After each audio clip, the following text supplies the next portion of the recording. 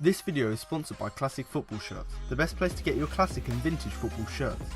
To get cheap retro Palace shirts, click the link in the description below. And for an extra 10% off, use the code CFSPJ10 at checkout.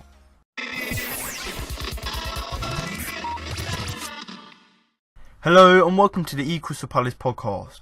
I'm Alfonso Greenbrook, and in today's podcast, I'll be looking over the game against Newcastle by bringing my match review, player rankings and my man of the match. As well as this, I'm also going to bring you interviews with Roy Hodgson, and Luka Milivojevic after the game. So let's begin.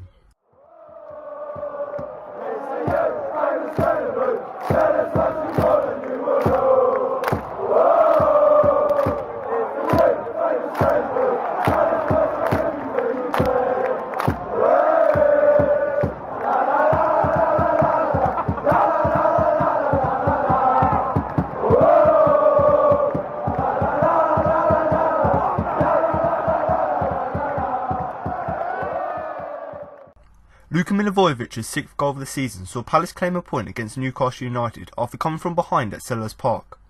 Roy Hodgson's team found themselves behind at the break after Mohamed Diame put the Magpies ahead following a corner. But parity was restored when the Eagles captain drove his fifth spot kick of the campaign in 55 minutes, but despite plenty of pressure, Palace couldn't quite find a second to seal the win they merited. The game saw a first Selhurst return for Dwight Gale, and he was involved right away as he fired a shot on the turn straight at Wayne Hennessy. But on 8 minutes, a ball straight through the middle of a gaping hole in the visitors' defence allowed Christian Benteke a one-on-one opportunity, but he put his shot straight at the advancing Kyle Darwin. The opening half saw Palace enjoy the best periods of possession, but Newcastle were dangerous on the break, and Hennessy was forced into his first difficult save of the afternoon when Perez side-footed an Adrian Yedlin cross goalwards, but the Welshman caught the attempt. However, 22 minutes into the game, the Georgies were celebrating as they took the lead. After winning a corner on the right-hand side, Kennedy swung a low delivery into the area, which was allowed to bounce 6 yards out, and it fell to an unmarked Diame, who stabbed home to hand Benitez's team the lead. It could have been much worse for Palace on the half-an-hour mark, when Hennessy was forced into a double save during another sharp counter-attack. Kennedy cut inside past Wayne Hennessy and had his shot straight at the chest of the Palace keeper, and then the rebound came to Perez on the edge of the area, who took aim for the top corner, but once again Hennessy managed to claw it away. Palace's luck in the first half was evident 3 minutes before the break, when Yohan Cabaye got into the box and found Wilfried Zaha. And after finding space to get a shot away, Darlow just about managed to get something on the winger's effort, and the ball headed straight into Benteke's path. But despite an open goal at his mercy, he couldn't quite nudge the ball over the line from a couple yards out, as Hodgson's team trailed at the half. They came out after the restart much more infused, and another player with connections with both teams, Andros Townsend, headed over the bar on 52 minutes. But 2 minutes later the Eagles finally found a leveller. Zaha crossed deep to the far post and a linesman spotted Cleon Clark pulling Benteke's shirt and flagged for a penalty, allowing Milivojevic to step up. And despite Darlow getting a hand to it, he couldn't quite prevent it from nestling into the net. That gave the hosts a huge boost of confidence, and they could have even edged ahead if Cabaye had kept his shot from the edge of the area down. But despite Palace being camped in the Magpies' path and continually probing against the edge of the area, Newcastle nearly stole the lead when a quick throw gave Christian Atsu a sight on goal, but Hennessy stayed big to deny him. But the home side's dominance continued, and James McArthur flashed a shot over the bar with 15 minutes remaining, and then Zaha did the same 10 minutes later as Palace continued to be wasteful with their finishing. But they came so close to grabbing all 3 points when Zaha picked out Benteke at their back post, who saw a header cleared for the line by Clark. And then when the ball pinged around the box, the same man managed to deflect over another attempt by the Belgium as the Magpies desperately clung on to their point. They nearly regained their lead deep into stoppage time when Atsu bent the ball past the post on a rare foray forward, but Benitez would have been the happier of the two managers with the draw.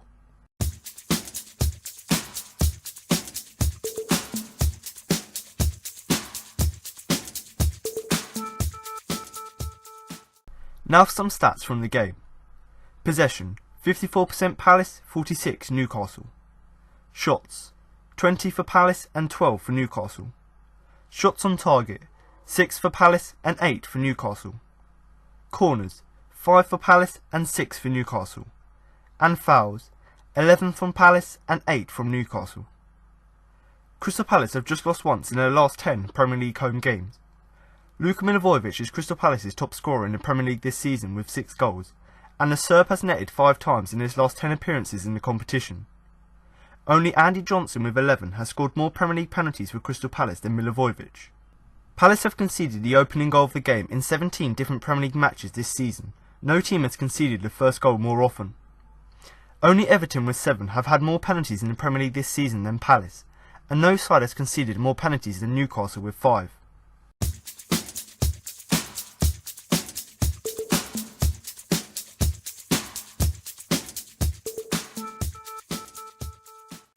So I'm now going to move on to the player ratings, but before I start, don't forget you can follow us on Twitter and Facebook at Newcastle Palace for all the latest Palace news. And also, if you're on Facebook, do feel free to join our Facebook group, which is a really great place to join in with discussions and also share your opinions with other fans.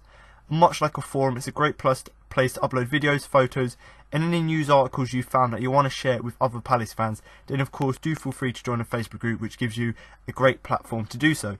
So much like what I've said there in that little bit of a summary, if you are like me and you like to read what others are saying, you like to have discussions with other fans, then of course the best place or the best thing to join is the Facebook group, because you can do that on there. You can post your own opinion, you can also read what others are saying, and also you can post any news articles or read the news articles to keep up to date with everything Palace. So if you are someone who likes to get involved, likes to let others know what you think, and also you're someone who likes to read what others have to say, then of course do feel free to join the Facebook group.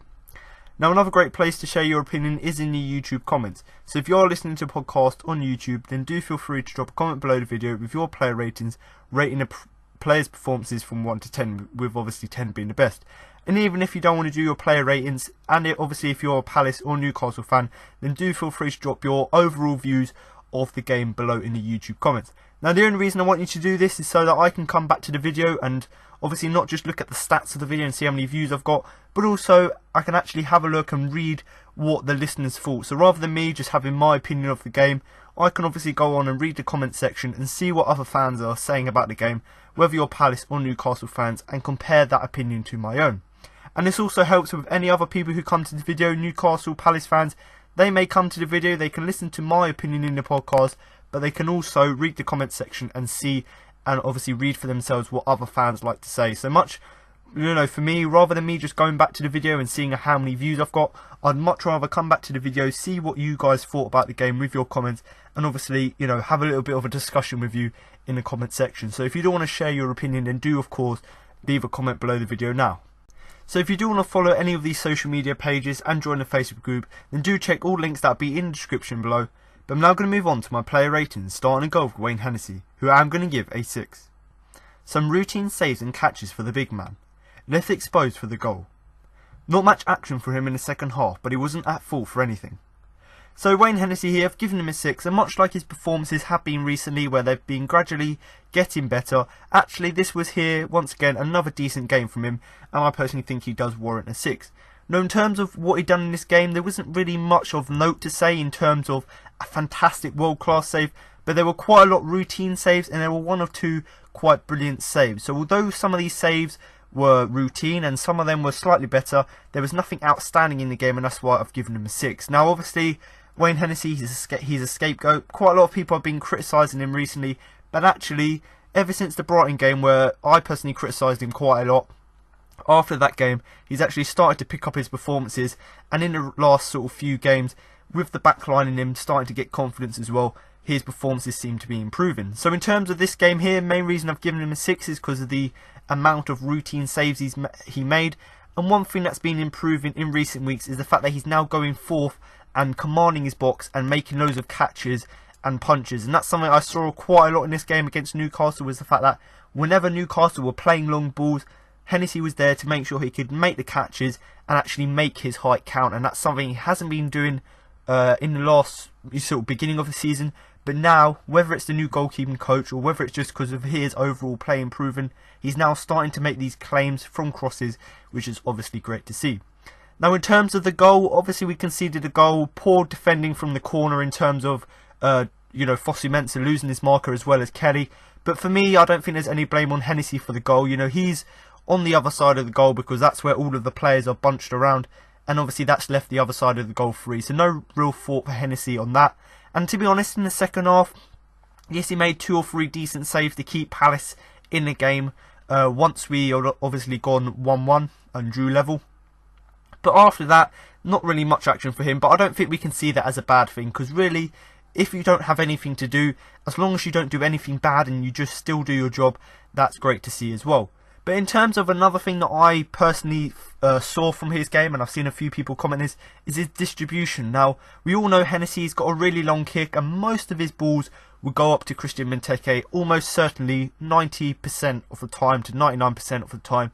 When Hennessy makes a long clearance, it gets to the head of Benteke, and that was the case in this game here. I thought that Hennessy, whenever he got the ball, whether it's his long clearances or whether it's just these simple passes out the back, whatever he was doing, I think his distribution was quite good in this game, and that's something I quite like about him, because he's someone that he's got a really long kick on him, so he was kicking the ball long as much as possible, and most of the time Benteke was getting on the end of it. So not only was he good at in terms of, you know, making these routine saves and catches from crosses, but also he was actually pretty decent as well at distributing the ball and actually starting up some of our attacks. And if you look back at the stats, especially for Benteke, the amount of aerial duels that Benteke won actually came from quite a lot of Hennessy's clearances, so you've got to give him a bit of credit there. But in terms of just, you know, summing up his overall game, you know, had a few decent saves here and there, some more routine saves, and obviously some good catches here and there. And to be honest, in terms of the goal, I think the word you could use is helpless. I think that Hennessy was quite helpless for the goal, couldn't really do anything to prevent it, so no fault really on in there. And just overall, you know, I thought he just had an overall decent game. Nothing fantastic, nothing bad. So really for me, I think a 6 just really epitomises his performance. But the thing is, although he had a decent game, it wasn't fantastic. Even though that is the case, when he was called upon, he stepped up and was able to make the saves which kept us in the game. So for me, I think Hennessy had a really decent game, and some could argue he could be on the man of the match shortlist for some of his important saves throughout the game. But Wayne Hennessy here, a 6 for him. Now to move on to the right back, Tim Fosu-Mensah, who I'm going to give a 6. Nowhere to be seen for the opening goal. Where was that marking? Got better as the game went on. So Fosu-Mensah here, I've given him a 6, and although some may debate the fact that he didn't have necessarily a good game, and some could argue he should deserve to get a 5, I personally think I've given him the benefit of the doubt, and actually think that his performance wasn't as bad as some people have thought it was, but definitely it's under par of what we've seen in recent games from Fosu-Mensah. But in terms of the goal, you know, I talked about not blaming Hennessy for the goal.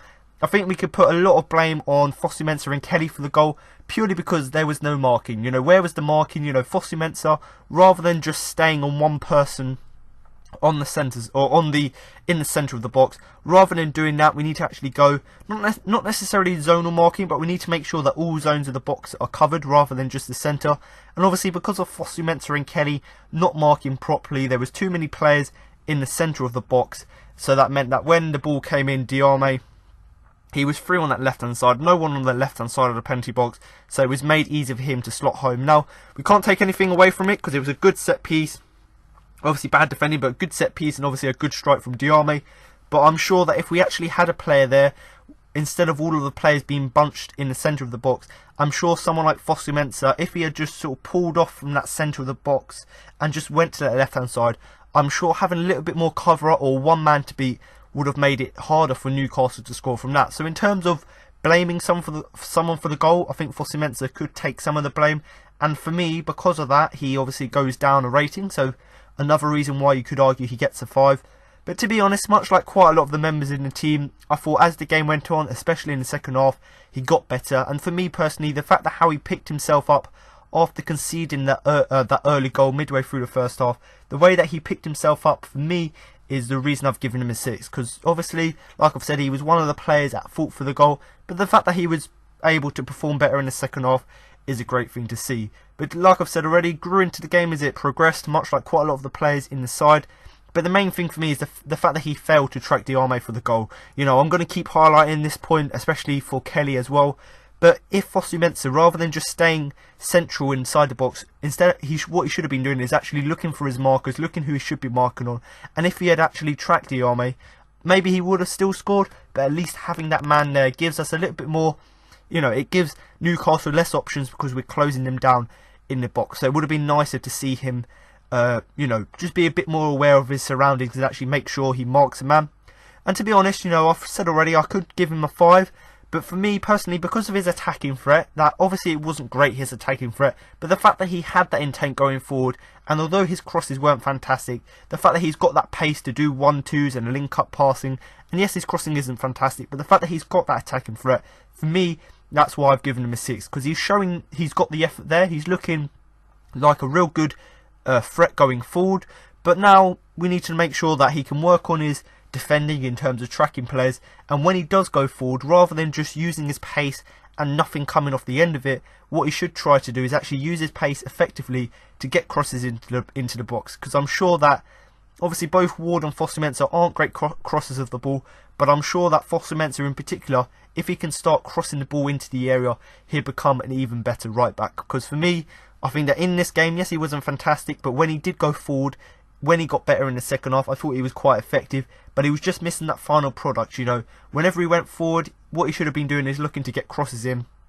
But for me, because he isn't the greatest crosser of the ball, nothing really came of that. So the right back here, Fosu-Mensah, I've given him a 6. I think that that's really a fair result when you consider he was at blame for the first goal in terms of losing his marker, bad marking there. But much like quite a lot of the players in the team against Newcastle, I think that they got better as the game went on. So hopefully in the next few weeks, with the competition of Joe Ward coming back onto the bench, hopefully that can help Fosu-Mensah to step up his game in the next few weeks. Now to move on to the centre-back James Tomkins, who I am going to give a 6.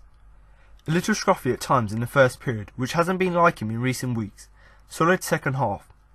So James Tomkins here, I've given him a 6, and much like his performances have been recently in terms of being one of Palace's most consistent players on the field, I personally think that he carried on this performance here in terms of having another consistent performance. And although it hasn't been, this performance wasn't as good as his games have been in the past few weeks, I still thought he put himself about a bit, and actually was overall, over the whole game, I thought he was fairly solid. But in terms of talking about the first half, you know, much like Fosu-Mensah, he wasn't necessarily fantastic in the first half, and unlike Tomkins has been this season, where he's been quite neat and tidy with his defending, quite a lot I found in the first half he was quite scruffy, and quite a lot of the times, because Newcastle were playing quite, you know, a high press game in the first half, it was obviously posing a bit of a threat to us. Now, obviously that's not like him, because, you know, in recent weeks he's been fairly solid at the back, he's been composed on the ball, and maybe this was just an off half for him, because in the second half I thought he was really solid in the second half and helped us, you know, to keep that 1-1 draw. But in terms of the first half, a little bit scrappy here and there, but I still thought that, although that's unlike him in recent weeks, I think that, you know, maybe that's just an off game. He's had a slight blip there in the first half, and as what was evident in the second half, obviously he still had a fairly solid game. But in terms of, you know, his overall game, you know, if I had to summarise the whole game, I think a 6 really epitomises that performance. But in terms of just overall, I think he was fairly solid throughout. So in terms of, you know, stopping Newcastle, and in terms of the goal, I think they done a fairly good job in terms of keeping Newcastle quiet, especially obviously former Palace player Dwight Gale. And also I think that in terms of the goal, he wasn't at fault for the goal, because it wasn't his man who he was marking who was able to get away from him, so no fault there. But to be honest, because obviously especially in the second half where Palace were playing so high up the pitch, Newcastle rarely had any chances, and because of that he had little to do, to be honest. If I had to tell the truth, yes, he had an alright game when he was challenged, but it was very rarely that he did get challenged, purely because he had little to do, because Newcastle weren't really challenging him. So in terms of Tomkins' performances here, yes, it wasn't as great as his games have been in the past few weeks, but other than that sort of slippy, sort of dodgy first half, I think second half he played really well and does deserve the 6. So do comment below what you think about his performance. Now to move on to the centre-back Martin Kelly, who I am going to give a 4. Organised and was having a good battle with the former Eagle Dwight Gale. Went off injured just before half-time. So Martin Kelly here, I've given him a 4, and the only reason really I've given him a 4 before I go on to talk about his performance is purely because he got injured just before half-time. Because actually, if you look at the game as a whole, before he went off injured and before obviously he picked up that hamstring injury, he actually was playing quite well, and I thought that in terms of, you know, he was the man who was meant to be dealing with Dwight Gale. In terms of that battle, I thought he'd done really well in terms of restricting and stopping Dwight Gale and stopping him getting chances. But I also think that he was quite organised. So alongside James Tomkins, I thought they formed quite a good partnership. They were quite organised. They got their positioning right. So overall, I thought Martin Kelly, the time that he was on the pitch, you know, I thought he was doing quite a good job. But it was quite unfortunate that he went off injured. You know, he went into a challenge, which obviously we got a free kick from. Obviously, that's not ideal. Yes, it's nice to get a free kick, but our player got injured, and it did look like his pulled his hamstring, and Roy Hodgson said afterwards that we won't know till Monday, the day I'm recording the podcast, where they're going to have a scan, so we won't know the extent of his injury. But judging what people have said and the fact that this is his first injury in about 4 years, probably, hopefully, because he hasn't had any recent injury history, hopefully this is just a minor one which would keep him out for a few weeks. And the fact that some people said that they saw him walking out the ground, you know, about 2 hours after the game, just proves that maybe it isn't as bad as first thought. But we've obviously got to wait and see the scans, because with a hamstring injury it could be serious, it could not be. But it just, you know, that just sort of sums up our luck this season. We get a few players back from injury, more get injured, and you know, every game at the moment we seem to be losing another player from injury. You know, against West Ham we lost Bakary Sakho. Here against Newcastle we lost Martin Kelly. So we seem to keep losing players to injury, but hopefully Martin Kelly's isn't that serious. And when you consider we've got an international break coming up, hopefully that little break will give him time to, with his getting back from his injury, give him time to recover. And hopefully, because it didn't look too serious, and because he's only had one injury, or this is his first injury in about 4 years, hopefully this won't really affect him too much and he can come back in the next few weeks. But like I've said already, hamstring injury for him, and the fact that he came off is the only reason I've given him a 4, because actually up until that point, so up until about the 40th minute, I actually thought he wasn't really playing too badly. And although obviously Sakho came off the bench and actually proved to make an impact on the game, I still think that even if Sakho stayed off the pitch and he didn't come on the game, I still thought that Martin Kelly could have put a job in there. But I do certainly think that Sakho, when he did come on, he was one of the players that did actually make a difference for us. But Martin Kelly here, a 4 for him. Hopefully he recovers soon from his injury. Now to move on to the left back, Patrick Van Aanholt, who I'm going to give a 7. Not much note in the first half. Grew into the game a bit more after the break and was arguably one of Palace's best players offensively and defensively.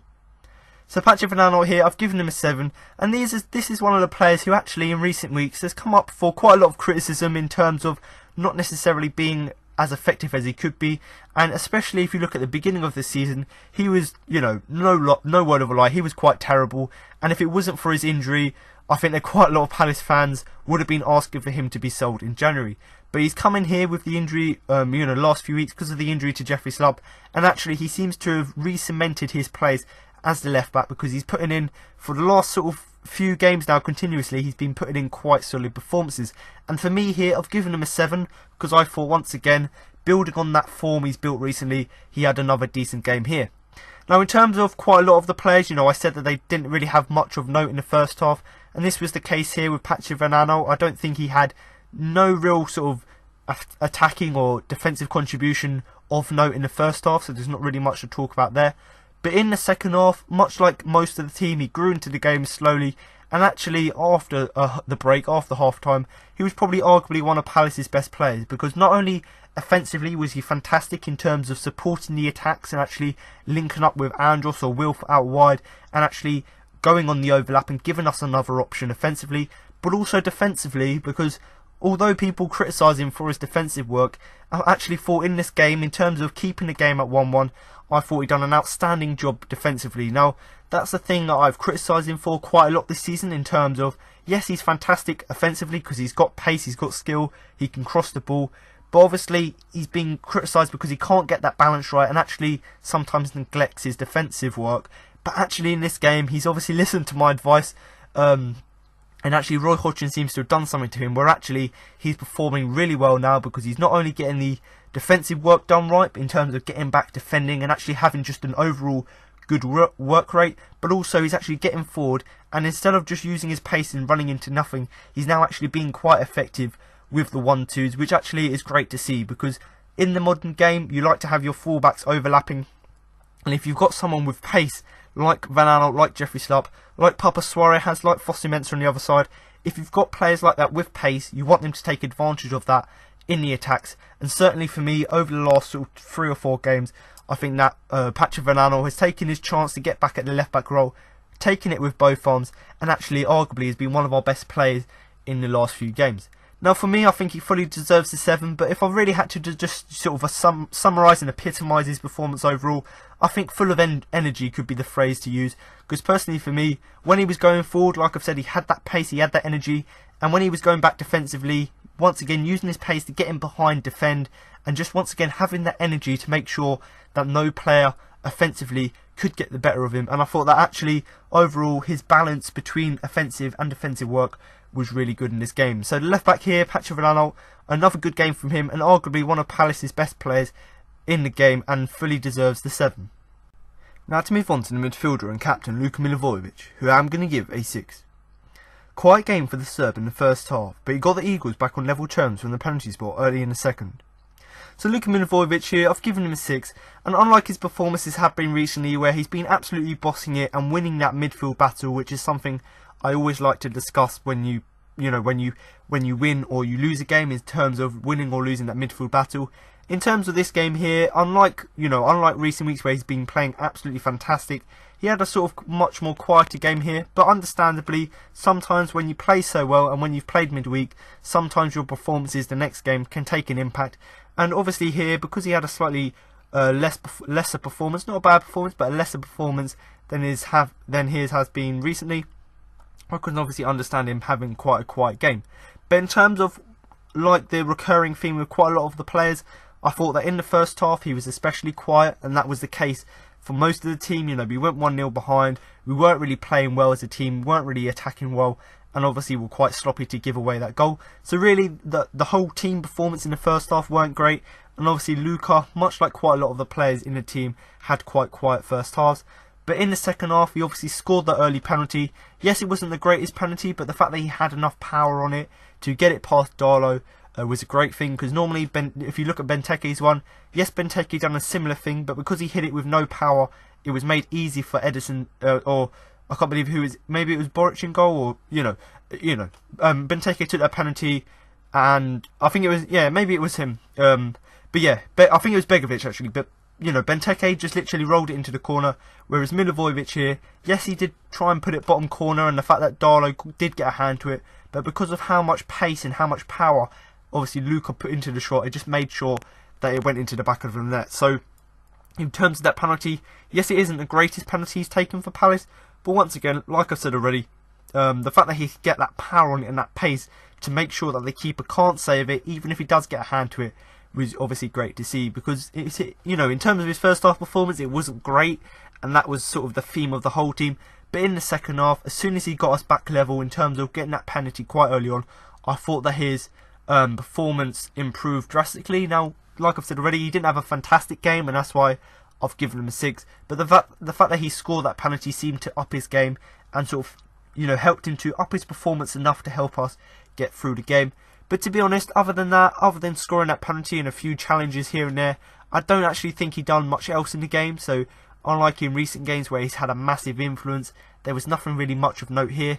But to be honest, although it isn't his, it's not up to his usual sort of standard of performances, yes, it isn't up there with what he usually does, but he still does a job, and that's something you want to see from a player. You want a player who, although they might not be having a fantastic game, they still do a job for the team.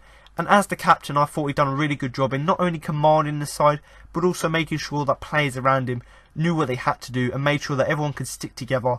And especially after half time, make sure we can stick together and go on to get a result. Now, obviously, we did only go on to draw, but the fact that we were able to get back from 1-0 down was obviously great to see. And you've got to give credit to the management, but also to the captain for actually rallying the lads and getting everyone ready for that second half. So in terms of Luka's performance here, we had a really quiet first half, grew into the second as soon as he scored the penalty, and although he played much better in the second half, there still wasn't much of note there in his performance. But much like James Tompkins as an example, he's been one of our most consistent players this season, and long may his performances continue playing in that centred defensive midfield role. But Luka Milivojevic here, I think a 6 is a fair result. Now to move on to Yohan Cabaye, who I am going to give a 5. Has had nothing go his way against his former side. Standard cheers from the travelling fans. Chance to equalise close to half time, but effort too tame. Had another chance which went over in the second half. He huffed and puffed, but nothing fell his way for him today. So Yohan Cabaye here, I've given him a 5, and unlike his performance against West Ham, where I thought that when he came off the bench, he had quite a good influence, and I was actually tipping him to start this game purely based on the fact that he came on and made an impact against West Ham. Even though that was the case, obviously playing against his former side in Newcastle, I thought he had a slightly less performance. Now that's not to say that maybe he was just tired from midweek and maybe he's still carrying that little injury, probably because he only just made it onto the bench against West Ham. But wherever it was a slightly under par performance here, not necessarily lacking any effort, but purely there was just a bit of sort of, I don't know, energy, let's say, in his performance, which was quite missing in this game. But in terms of just talking about all of his games that he's played against his former club, you know, he played against Newcastle 2 seasons ago, missed a penalty there. He obviously had a few chances in this game here, which obviously went over, so he never seems to have luck against his former side, and much like the performance of Townsend, when you play against your former side, nothing seems to really work, and actually it seems to affect your performance. And certainly this was the case here with Cabaye, because it seemed to just affect his performance, you know, the amount of, you know, the standard jeers and chants you were getting from the away fans. And personally for me, yes, Cabaye is normally one of these players who's quite professional, doesn't seem to get affected by these things, but obviously what resulted in not necessarily the best performance, maybe the jeers did affect his game.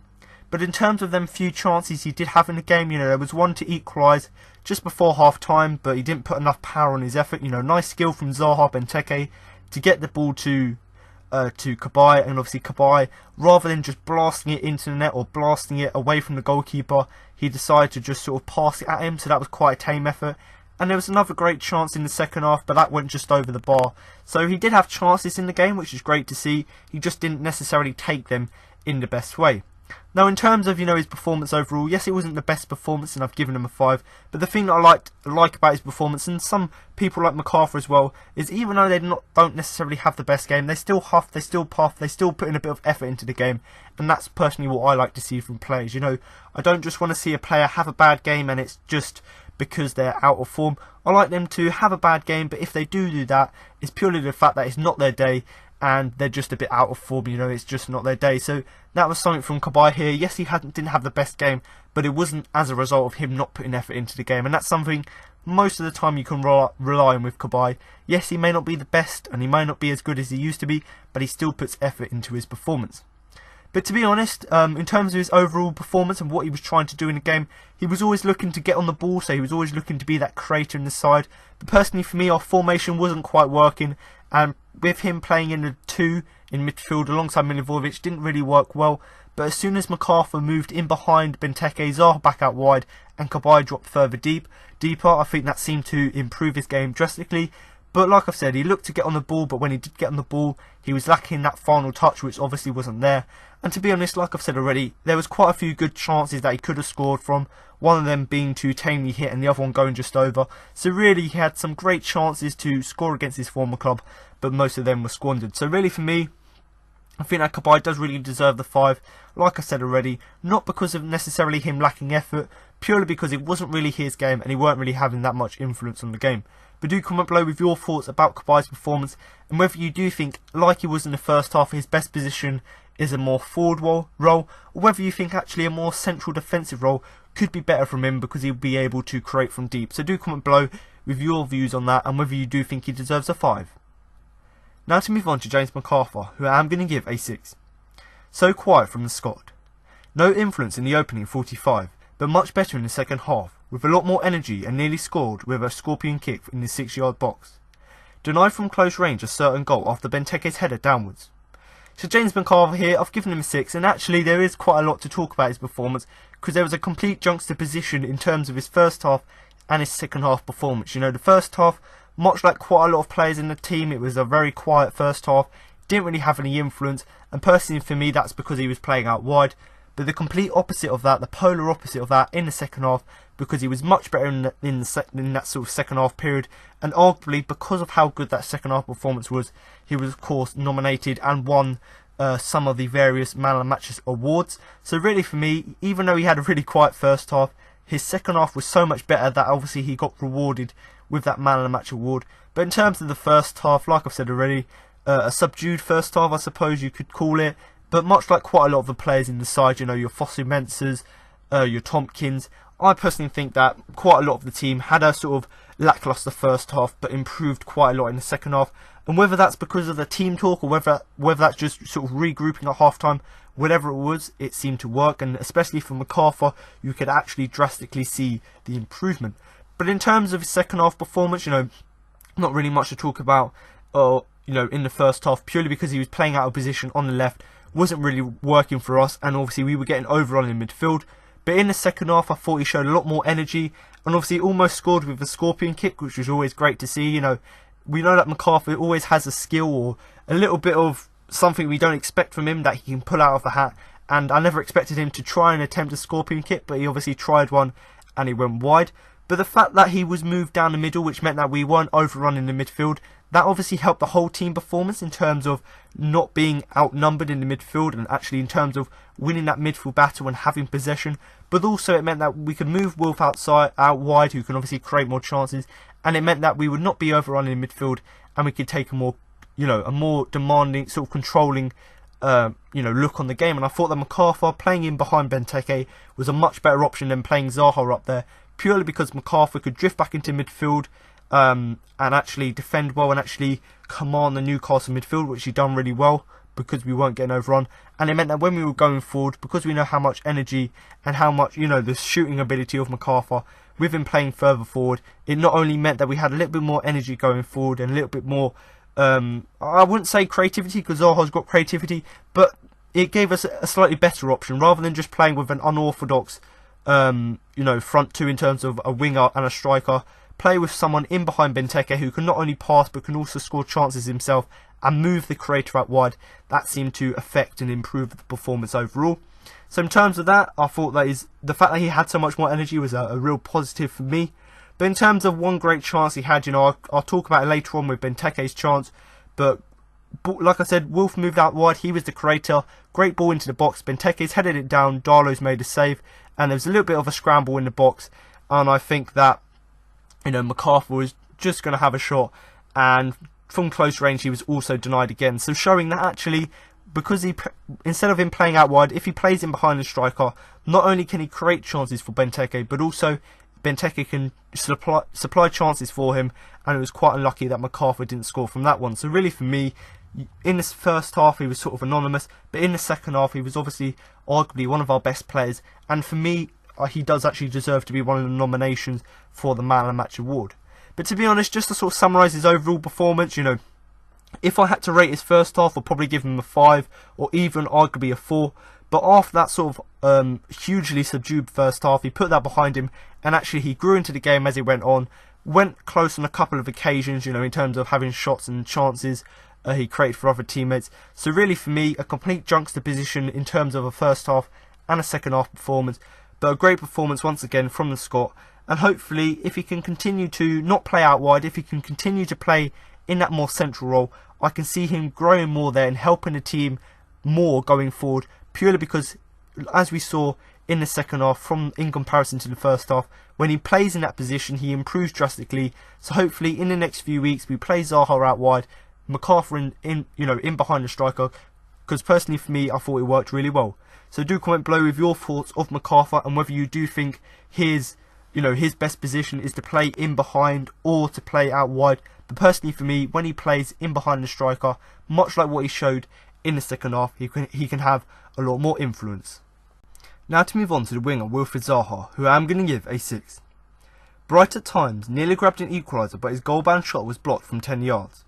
Had a deflected shot superbly saved by Kyle Darlow close to half-time. His usual self as the game went on, looked to create and score.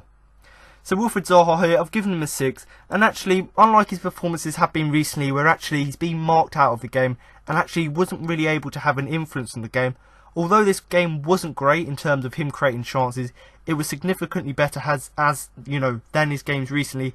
And actually I thought that, although he didn't necessarily have too many chances, I thought that he was still quite bright at times and was actually looking to create and score a lot more opportunities than he has done in recent games.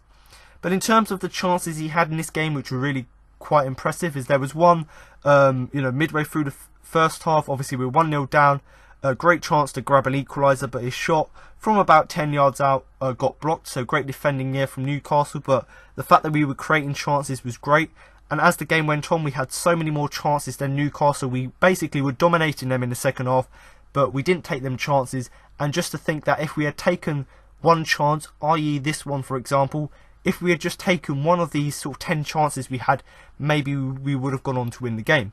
Now obviously there was another chance just before half time as well, Another great shot inside the box, but it deflected, and obviously Cardalo was there to make a really good save. So Zaha, 2 or 3 good chances in the first half, but much like the whole team as a whole, we kept missing these chances, and ultimately we weren't able to go on to win the game because we missed these chances. But much like quite a lot of the players, yes, his first half wasn't great, and he was probably one of our better players in the first half. Yes, the first half wasn't great, but he grew into the second half, and actually it was his usual self as the game went on, so he gradually got better. And like I said with MacArthur, as soon as MacArthur was moved down the middle where Zaha was playing behind the striker, and when Zaha was moved out wide, it seemed to improve his performance, because we know Zaha's better out wide. He can create more chances, he can score more chances, and actually we saw that as the game went on. The fact that he was not having to play up front and be that sort of man to play off Benteke, he was actually being able to just run at plays down that left hand side or right hand side, and actually I personally thought he'd done a really good job at that.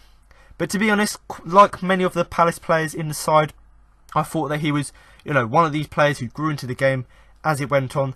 And although he wasn't great in the first half, yes, he was one of our better players in that half, but I still thought that actually in the second half he was probably one of Palace's biggest sparks in the second half, and probably one of the players that actually helped us to kick on, not necessarily to win the game, obviously as we drew it, but he helped us to at least try and get chances to get back into the game, and ultimately to eventually try and go on to win, which we obviously didn't win, which we weren't able to do. But if you have to look at his second half, I thought that he displayed sort of his ever impressive technical skills. So that's something we didn't see in the first half, we haven't seen in the last sort of 3 or 4 games.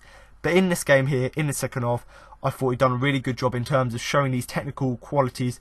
And much like what I've said with MacArthur, he improved the same time that he moved out wide. And it's the same old story. I say this week in, week out. I see people moaning about it on Twitter.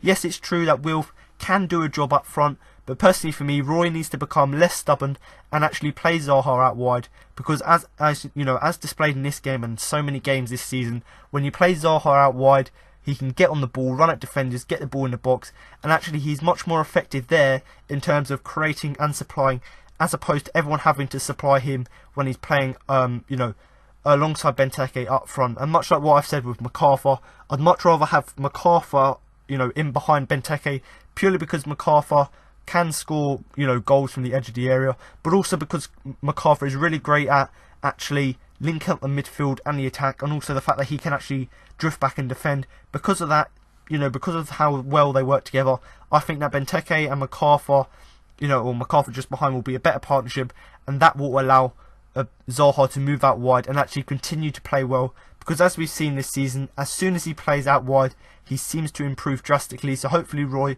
will see this, and actually, instead of persisting to play with that 4-4-2, he'll sort of go to a 4-3-3 formation, which not only allows us to have a much more thicker midfield in terms of not us being outnumbered and exposed, but also it allows us to actually play our wingers out wide, as far wide as possible, so we can create as many chances from there. But Wilfried Zaha here, I've given him a 6, not necessarily his best game here, but certainly one of his best ones if you look back at his form over the last few games. So do comment below with your thoughts about his performance, and whether you do think he'd be better in a wide position, or whether you do think actually he's more effective playing down the middle. Now to move on to the winger Andros Townsend, who I am going to give a 5. Had done nothing to test the Magpies out on the right hand side in the first period, stepped it up slightly in the second half. So Andros Townsend here, much like what have been a reoccurring theme throughout the whole podcast, and obviously throughout the whole game in terms of players' performances, Townsend was one of these players who actually in the first half had quite a bad performance in terms of not actually threatening Newcastle, and in the second half, yes, he did improve and he stepped up his game, but unlike players like Van Aanholt, who stepped it up drastically and actually went on to have an impact in the game, personally for me, and the reason I've given Townsend a 5 is that yes, he did step up his performance in the second half, but actually he wasn't quite as effective as he would have liked to be. But much like the point I brought up with Kabay in terms of playing against his old club, with him getting booed on every touch, maybe that seemed to have an effect on him, and personally for me, I think it did, because he didn't have as much influence as he would have liked. But I think overall he's been playing so well recently, especially midweek against West Ham. So personally for me, occasionally a player is going to, have an off game, and certainly here, based on this performance here, I think this was one of Townsend's off games.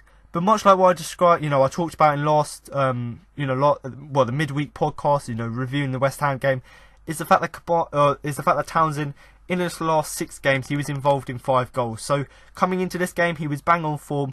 But, you know, he's been playing so well recently that you expect him at some point to drop his levels. And obviously this was the game he did so there. But in terms of his first half performance, you know, he didn't do necessarily anything wrong. But he didn't do anything to test the Magpies, you know, he didn't do anything to test Newcastle. And maybe that's because he was showing them respect because he's their old club. Or whether it's just because he's out of form, that is obviously left, you know, that'd be left for you to discuss. But in terms of the first half performance, the fact that he was obviously firstly being restricted by Newcastle, but also the fact that he obviously wasn't testing them with crosses and passes and shots on goal was obviously quite disappointing to see. And although he did step it up in the second half, it wasn't enough to up his performance, and overall that's why I've given him a 5. But to be honest, I've got to give him credit somewhere for actually the fact that he was looking to create chances, but quite a lot of the time maybe his options weren't right and he obviously wasted the chances. Or the recurring theme throughout the whole game for him personally is the fact that yes, he had a few chances, but when he didn't have chances, he didn't really get the chances as well. So what I'm really trying to say is he wasn't really great in the game. He fully deserves the 5. But personally for me, he's been playing so well recently that actually you could expect him at some point to drop his performances. And certainly he did do that here. But I personally think a 5 is a fair result, and do comment below with your thoughts. And I personally think the booing and maybe the respect he has for Rafa Benitez and Newcastle seemed to have an effect on the way he played. But personally for me, when he did have chances, he was quite wasteful for them, but he didn't create as many chances as he would have liked, and you know, as many chances as he has done in recent weeks. So personally for me, a disappointing performance from Andros Townsend, but hopefully there's more to come from him in the next few weeks. Now to move on to the striker and final player, Christian Benteke, who I am going to give a 6. Looked lively for a change. Needed a bit more from the midfielders, but he did okay in the first half. Won the penalty for the eventual equaliser, but was so close to the winner, but was denied after Newcastle's defence also blocked McCarthy's effort. So Christian Benteke here, I've given him a 6, and unlike what most people would like to think about his performance in terms of criticising him for the amount of chances he missed in the game, I personally think he had a really great game, and the only reason I wouldn't have given him a 7 as opposed to a 6 which I've given him, the only reason I didn't give him that 7 is purely because of the chances he missed, because his overall play in the game in terms of having his hold-up play, winning headers, actually in terms of linking up the midfield and actually being an attacking threat, I thought he'd done everything really well in the game other than taking them chances, because I'm sure if he had taken a few of them one-on-one chances and a few of them headers, which he, instead of heading them straight at the goalkeeper, he would have gone for the far corner. If he had done that, I'm sure that he would have got a goal and actually would have got a goal which would have rewarded, which he did actually deserve to get a goal based on his performance. Most people would criticise him because he's not scoring and he just looks like he's disinterested, but actually if you look at his performance, it was really good in terms of his pace on the ball, trying to get involved with play, you know, getting on the end of chances, the fact that he's able to, you know, head the ball down and keep possession. Everything about his game was really impressive, other than the fact that he couldn't score chances. So for all the people that are calling him shit, I personally don't, you know, I think you need to sort of look at his performances as a whole, because yes, he's a striker, so arguably he should be scoring chances, and obviously he should be, the amount of chances he had in this game, he should have had at least 2 goals, you could argue, with the amount of chances he had. But you've got to look at the bigger picture. Yes, you could call him shit and a waste of money, but actually I think his performances are actually really great. And actually if you look at the stats, he was actually statistically the best player on the day. You know, most people wouldn't believe that, obviously because of the chances he missed, but actually if you look at the chances he created, the chances he took, yes, he didn't result in anything, but the fact that he was also winning balls as well, that's something really good about his performance. But in terms of, you know, his first half performance, you know, I talked about the whole team being quite lacklustre, and because of that, he was obviously not getting enough support, or at least some support which he would have liked from the midfielders. And obviously when we changed formation, because we were playing with an extra man in midfield in McCarthy playing in behind, we actually got that support for Benteke. So that sort of tactical change and formation change not only meant that Zaha we could get the best out of him in terms of him playing out wide and creating chances, but also we actually we were able to actually have a player in behind Benteke who could link up the midfield, and I thought that that's what was missing in the first half. And in the second half, we needed that bit of help between the midfielders and the attackers, and I thought that McCarthy did really well to help Benteke. And although he did okay in the first half, he obviously wasn't fantastic with the chances he missed. And to be honest, he did win the penalty for the eventual equaliser. So I talked about Milivojevic, you know, yes, Darlow got a hand to it, but that was a great penalty in terms of the power and accuracy. And in terms of Benteke, you know, shirt pulls in the box are penalties. There's no debate about that. So whatever people may say, yes, it's a soft penalty, but whether it's a soft penalty or a definite penalty, a penalty is a penalty. So if you pull a player's shirt in the box, whether they go to ground or not, pulling off shirts is not allowed and a rightly deserved penalty. You know, the referee weren't going to give it, but the fact that the linesman spotted it, fair play to him, well done to him, because actually he's abiding by the rules. Pulling on the shirts is you know, a definite penalty. There can't be any arguments over that. And actually the penalty, yes, we came up better in the second half, but the penalty seemed to improve our performances even more. And actually, if you want to discuss penalties, there was another chance in the game where I think MacArthur, or maybe it was Benteke again, their shirts were also pulled. So actually we arguably should have had another penalty if the referees going to do that. But once again, the inconsistency is showing there. But personally for me, there's no problem with that penalty that he won, purely because you're not allowed to pull shirts in the box, obviously, because it stops people from taking their chances, but also obviously stops, obviously it's in the rules that you're not allowed to do that. So personally for me, no problem with that. And in terms of another chance, yes, he won the penalty, but another chance he had, great ball in from Wilf, headed down, Darlow saves. Another one, obviously that header was another chance. Another chance he had was MacArthur. MacArthur has an effort which was blocked by the Newcastle defence. Benteke couldn't quite catch on to that as well. So there were so many chances that he had in the game. You know, there was a few one-on-ones, one where it hit his knee, one where he put the shot straight into Darlow. So there were so many chances he had in the game. But much like what's been the reoccurring theme with Benteke this season is that his work rate is good.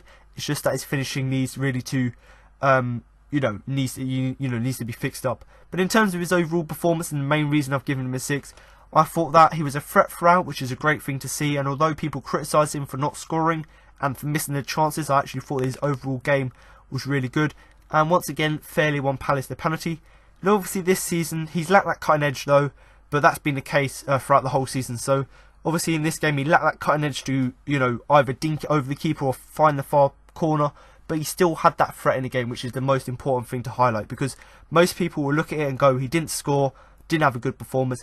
But actually that's been the case throughout the whole season in terms of not having that cutting edge. But actually if you look at his performances as a whole, they've been really good. So do comment below with your thoughts on Christian Benteke, and also whether you do think that actually Alexander Soroff coming into the side, he was obviously on the bench at Newcastle, whether you do think actually him coming in and giving a bit of competition when you consider he's actually looked good, quite good in training, whether that will help Benteke to improve his performances. But personally for me, I think a 6 is a fair result. So obviously in this game there was only one substitute, and that was Mamadou Sakho coming on for the injured Martin Kelly just before half time.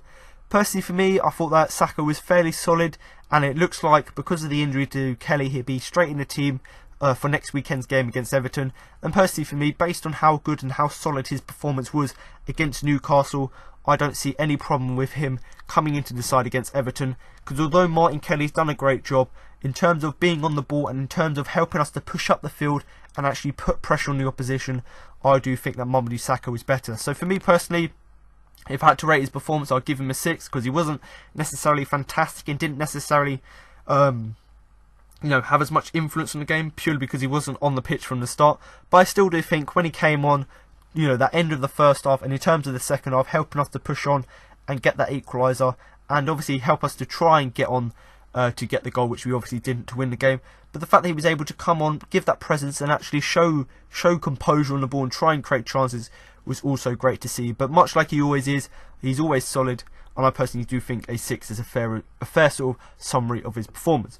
But in terms of just, you know, going over the game as a whole, yes, it's slightly disappointing that we obviously didn't get all 3 points, especially when you consider how well we played in that second half and the amount of chances we had.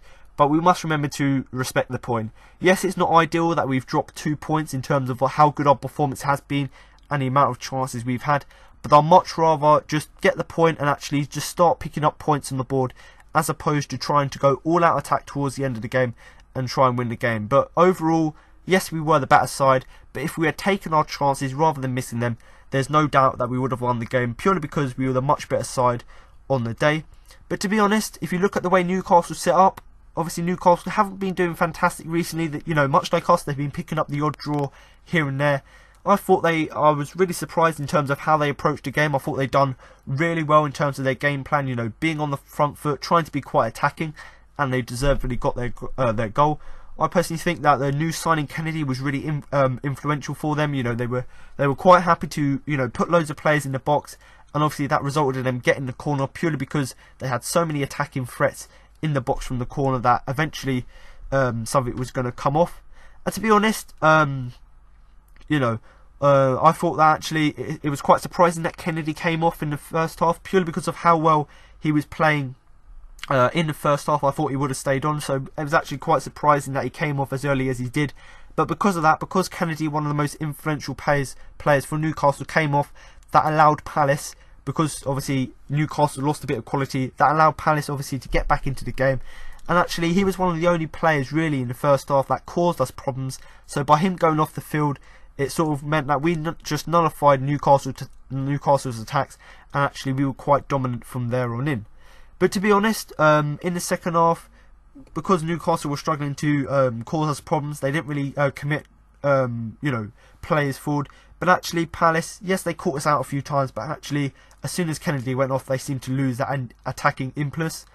But in terms of us ourselves, I thought we created several good chances. You know, we came really, really close to claiming all 3 points, but whether it was just because we missed chances or some of the really fantastic last-ditch tackling, defending, and also just the fact that the goalkeeper was really, you know, right on form. Because of that, we had loads of chances, but because of the defending, the saves, and the fact that we missed our own chances, we weren't able to get that. But to be honest, I think even Rafa Benitez would admit this, but in the second half, I think we were the better side. You know, we were quite lacklustre in the first half, but we were so much better in that sort of second period. And to be honest, because of Rafa Benitez, you know, he had to make a few changes, purely because it weren't really working for Newcastle in the second half. And really, the reason it wasn't working for them is just because we were making it difficult for them, and we obviously made them have to make changes. You know, the likes of Yedlin and Matt Ritchie, because they had to stop Palace getting. They had to stop us getting through somehow. So the fact that we forced them to make these changes to stop us being so dominant was obviously great to see. And to be honest, we were good in the game, but for quite a lot of the time it was sort of wall stuff at times for Newcastle, purely because their walls were on the back, purely because of how dominant we were in the second half. And to be honest, if you look at the game as a whole, we looked like the only side that was actually going to go on to win it, because after we scored that equaliser, Newcastle rarely fretted, and it didn't look like they were going to go forth, and you know, they weren't going to go forth and win the game. So personally for me, because of the amount of chances we had, we probably did deserve on to go and win it. And because of Newcastle being on the back foot in terms of after the penalty, and we just put pressure on them, obviously restricting them from getting back in the game. But to be honest, my final really point and summary of the game is that actually in the grand scheme of things, yes, we were the better side, but I think that Newcastle will be really happy with their point earned, and obviously Palace disappointed with the 2 points lost.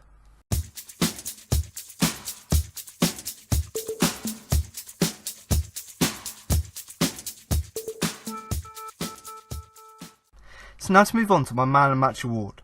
But before I do that and give you my Man of the Match and all I thought had the biggest influence in the game, I'm now going to give you the 4 nominations I put forward for the award. And obviously in a game which I described as a juxtaposition in terms of the first half and the second half performance, in the first half it's pretty hard to pick a player who really stood out for me, but in our sort of second half turnaround in terms of getting that equaliser and obviously pushing to try and win the game, which we ultimately failed to do. But in terms of that second half, I think there was actually quite a few players for me personally which actually stood out. Now obviously they didn't necessarily have a terrible first half, but personally for me I think the whole team had a quite lacklustre first half. So really for me, there's no really player that stood out for me throughout the whole game. But especially in the second half turnaround, there were obviously a few players that really did shine for me in terms of helping us to go on and not only obviously get back into the game, but control the game after we did score the penalty. So in terms of the first player, or the 4 nominations, obviously I've gone with Wayne Hennessy, Patrick Van Aanholt, Luka Milivojevic and James McArthur. Now just to talk about them in a brief detail, obviously you've heard it in the player ratings already, but in terms of Wayne Hennessy's performance, I thought overall he had a really decent game, made some routine saves here and there, and unlike what he's done in recent weeks, he was making catches in terms of using his height to his advantage. And also I think that yes, he made some routine saves, but also there were some very good saves he made in the second half, which of course kept us in the game. Patrick Van Aanholt is an interesting one. I personally thought that, much like the whole team, his first half performance wasn't great, but he was one of the better players in that first half period. But I think that he grew into the game slowly and probably arguably was one of our best players not only offensively in terms of going on the overlap and helping support the winger, whether that was Townsend or Zaha, but also I think defensively he was really good as well, because most people say that he can't defend, but actually in this game he was just as good going forward as he was defensively, and for me personally that's why he makes it onto the man of the match shortlist. Luka Milivojevic, he wasn't necessarily great in the first half, but of course he scored the penalty. Yes, it wasn't a great penalty in terms of the positioning and the fact that Kyle Darrow did get a hand to it, but the fact that Milivojevic put so much power into it made sure that even if he did make a save, it still went in, and that was obviously great to see as well. If you're not going to get the accuracy, at least get the power, which makes it difficult for the goalkeeper to save, which is exactly what he did. And in terms of the second half, much like Van Aanholt, I think he was not very good in the first half, but in the second half I thought he controlled the midfield really well, and like what he normally does. Yes, he wasn't up to that standard, which he normally is, but I still thought he put himself about a bit and made a few good tackles here and there. And in terms of James McArthur, the final player, he had completely opposite halves. First half he was terrible playing out wide. As soon as he was moved down the middle in the second half, his performance improved drastically. And like what I said in the player ratings, as soon as Zaha moved out wide and McArthur swapped his place and went in behind, went in behind the striker Benteke, I thought that McArthur completely bossed the midfield, and he brought to us that sort of support to the striker which was missing in the first half. Because in the first half, yes, Benteke had chances, but he didn't have that support from the midfield, whereas McArthur brought that in the second half. And actually, yes, he supplied Benteke with a few chances, but also he had a few chances of his own. But for me personally, I think there's one player in particular which stands out for me, and obviously they won the Twitter poll as well, but that is Patrick Van Aanholt. So congratulations, Patrick. You don't win a trophy or certificate, but you do get my sincere congratulations on what was yet another solid performance from you. But the only reason I've given it to Patrick as opposed to Hennessy, Milivojevic and McArthur is purely because he was the most consistent player throughout the match. In terms of loads of other players around him weren't great, but I thought that he was not only good he was alright in the first half, but he was also fantastic in the second half. And the thing for me that made him so great is the fact that not only was he one of our best players, but also he was not only good defensively but also offensively, and that balance he got right in the game in terms of not only being a threat offensively but also getting back and defending. That balance in terms of helping us in two ways was obviously great to see, and personally for me that's what made him stand out for me above the other two. But do comment below with your views on the man of the match, whether you do agree with me giving it to Van Aanholt and whether you do think I missed any players out on the shortlist. So now you've heard my match report, player rankings and my man of the match. That concludes this week's podcast. Now I've got interviews with Roy Hodgson, Patrick Van Aanholt and Luka Milivojevic following the game. Patrick, another point on the board today. Can we just get your thoughts on the performance? Yeah, I'm a bit disappointed, but at least we got a point. But I think we played very well today, especially in the second half. I'm lucky that we could see the goal from a corner kick. But we moved on, and I think after that we dominated the game. We created a lot of chances, and then in the second half we got a penalty. After that we created more chances, but it will not hit the back of the net. So yeah, got a point, but I think we deserve 3. What was the difference in the second half? Was anything said at half time? Yeah, we all came together half time. Gaffer said a few words that we just have to play our own game like we always do, and I think we came out second half very strong, and from the whistle to the end, I think we dominated and we created the most chances. For you personally, you've got the Palace Man of the Match award today. It seemed to be in and around the nominations for Man of the Match each game. Is it your best spell since you've been at the club, would you say? Yeah, if you say that, I'm trying to do my best every game, for the team, to help as much as I can, and to try my ability to do. And I'm lucky I got Man of the Match today. I'm happy. And do you feel like you've got a good understanding with Wilf on that left-hand side? Yeah, me and Wilf always had a good understanding. Sometimes he gets a bit frustrated when I don't give him the ball, but I always tell him to relax and you'll get his chances. But yeah, I try to give him much the ball because he's very important for us, and he's a very good player. And finally, we've got Everton up next. What kind of a test can you expect from them? Everton, yeah, they lost against Arsenal yesterday 5-1, so we're expecting them to come a bit stronger than yesterday. And obviously we know the gaffer well, Big Sam, so he knows what he has to do against us, but we always also know what we have to do against them. Guys, well played. Well, who's happy with that? Carl, maybe after undergoing a bit of a second half siege, a good point for Newcastle? Yeah, I think so in the end, but first half we were very good. I think we had a lot of chances and played some good football. But then second half, Kreutzer come back at us and give us a real fight. Came back and then we done well to hold them to a draw in the end. Luka, happy or unhappy? Honestly, I'm not happy with the point. After all chances, what we had, what we create, what we miss, in my opinion, today we deserve 3 points. What about that penalty? Some doubt that it was going in. He got close, didn't he? Last time I was unlucky, today I was lucky. Carl, you have not had a lucky week, have you? The Burnley goal coming off the back of your head and then that today. Yeah, it's woodwork at the minute, isn't it? It's not my friend, but no, we keep going. I mean, as a team, we've done well. I think we're showing that we've got a lot of fight in our team and that we can continue to the end of the season, hopefully get ourselves out of this relegation battle that we're in. Pleased with your performance generally today. A couple of big saves in the first half as well, given that the club have brought a keeper in during the week. Yeah, it's okay. Made a couple of saves, but I think sloppy 5-10 minutes for myself that could have been better. But other than that, another decent day and carry on going. Hopefully see us through to the end of the season. Luka, just wanted to get your view on shirt pulling in the box. Obviously, that's what the penalty was given for. There was quite a bit of it went on in both boxes today. When you're pulling a shirt or when you're having your shirt pulled, do you expect the whistle to blow? Normally, I think in this league that's normal. There's a lot of duels in the box, a lot of fight for the ball, and that's part of the game. How do we see this fight at the bottom then? You two teams, but there's so many in it, isn't there? There is many teams in gap of, I think, 5, 6, 7 points. Will be very tough until the end. We will see who will stay, who will go relegate. Carl, ready to keep fighting? Yeah, of course we're ready, and I think it showed today that we've got a lot of grit and desire, and we'll go to the very end. Well done, both of you. Cheers. Thank you very much. All the best. Well done, thank you. Thanks, Well done, guys. Cheers, guys. Roy, of course, you pushed and pushed for more, but how do you view the point you have taken? Well, after the first half, coming in 1-0 down and the way we were playing in the first half, I would certainly have taken it.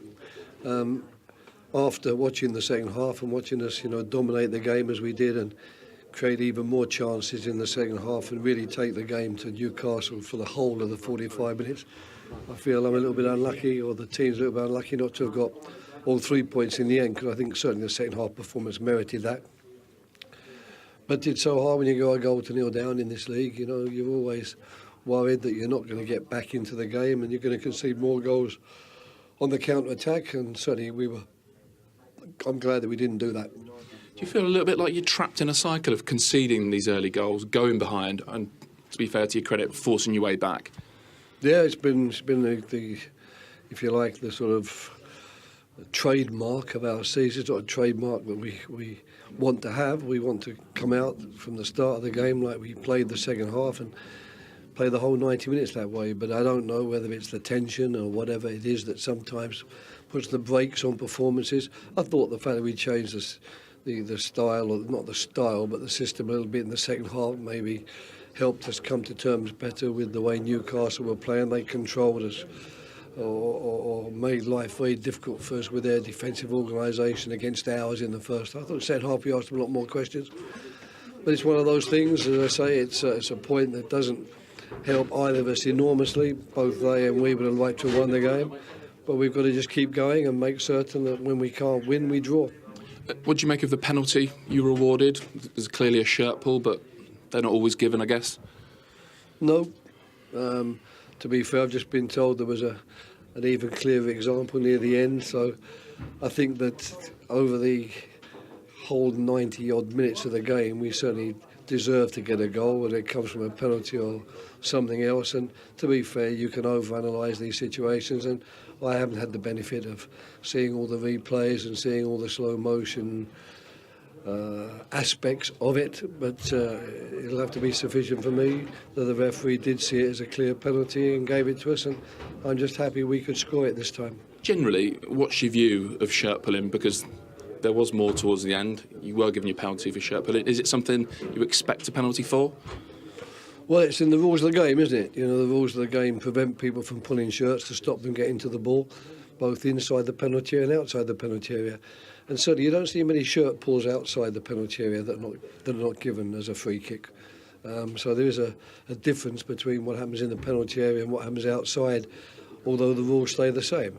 But today, as I say, my thoughts are less on the penalty or any other penalty that we may or may not have been given during the course of the game, with all the detailed analysis these days. Every time a ball's in the penalty area, every time I watch a match these days, I see 15 handball incidents analysed, and I don't see one. because my idea of handball is when someone handles it, not when it hits them. So I'm getting quite used to that being an aspect of play these days. But I tend to try and judge my team's performances over the body of the 90-odd minutes, and I'm feeling a little bit sorry for the team today that we didn't get the second goal that I thought our second half performance deserved. You lost Martin Kelly today to injury. In terms of numbers, how much pressure is the squad now under? Well, the pressure of losing one more than we were before the game, I suppose. We are desperately short of numbers, there's no question of that. So we'll have to hope that the two young lads we brought in, Jaroslav Jak, the Polish defender, and Erdal Rakip, the young Swedish midfielder, that they can step up the plate a little bit quicker than expected, or one or two of our talented under-23 boys can step forward and fill a breach, because the transfer window's gone. There's no chance to bring anybody else in, and we will battle on with the players that we have.